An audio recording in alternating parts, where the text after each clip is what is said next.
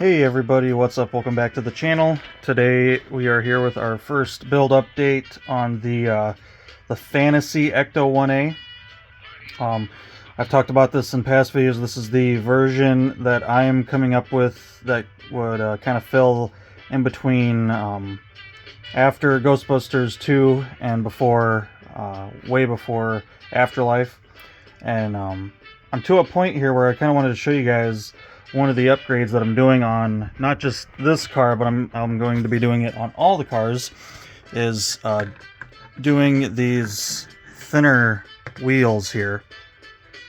These are a more realistic sized tire, and the first time I actually saw these was on the Back to the Future DeLorean set. Has these, and I really liked them, and decided to get them all for the all the Ectos, because they look way better. These tires are nice and they look good. They're just a little too wide. It's almost like an off-road size tire for what the car is. If you look at pictures of the actual Ecto, the tires look fairly thin compared to how beefy the rest of the car is. So these are a really nice thing that Lego makes. As you saw when I did that last pick-a-brick, I have a whole bunch of these ready to go. Like I said, all the cars are getting them.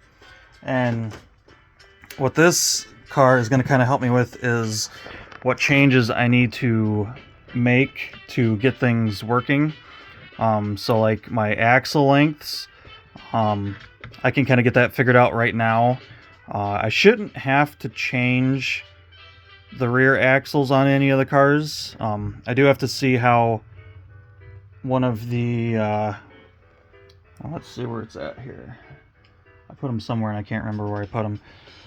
The little plates that are the hubcap covers are printed on. I have to see how those fit on here. But you guys can see the little moon caps that we do on the 1A version here, how those kind of look with the deeper rim.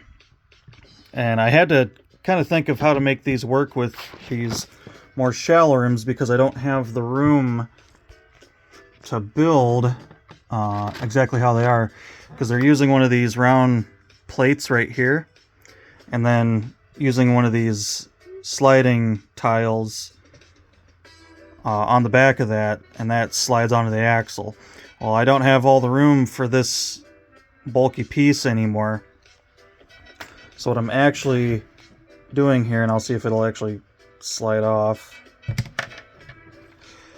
is I have one of these Technic axle spacers, one of these guys right here, and you know, luckily on the one side there, they're set up to where they can fit in between studs and actually lock into place. So I'm utilizing that function and pressing it all the way down into the bottom of these little sliding tiles, and it fits all the way down in there really nice. And as you guys saw, when it's pushed on there all the way, it actually looks pretty good. It sits, those studs on there actually sit right up against that hub of the wheel. So, and you guys can kind of see how far it sticks out there compared to how far it sticks out on the bigger one. The bigger one might sit in there a little bit more, but it's pretty close. And another nice thing is that these take up less space in the wheel wells. And some of you might remember when I built the 1A over here, there's these kind of sloping tiles that you have to use to build this part of the fender, and the tops of these thicker tires rub on that. So I'm hoping with these thinner tires they'll sit in a little bit more, and I can alleviate that rubbing in that area. But you guys can kind of see just how thick those tires are. They even kind of overextend these stands that I have built for these cars, especially the 1A, because the 1As are set out differently. They're not flipped backwards. So like I said, I need to find where I put those. I think I have them down here, maybe. I'm not sure where I put them. I'll have to find them. But those hubcap covers, I'll have to find those and kind of test those, because I want to test it right now while I have this available, because if I do have to change out the axles, it's a little bit harder on the built cars. So if I need to change the axles, I want to know exactly what I have to change to get these wheels set just right, to where everything fits. So that's kind of what I wanted to show off in this video, is just how much nicer those thinner tires are, those thinner rims and tires. Literally ordered them in the same white color, so they'll all match. And I really like these. I like these a lot better. They look like a normal size tire. These to me were just too thick. They're just really too thick. This still has a nice tread pattern on it. Exact same height, so you're not losing any height. You're just thinning it down a bit, which will make it fit a lot better.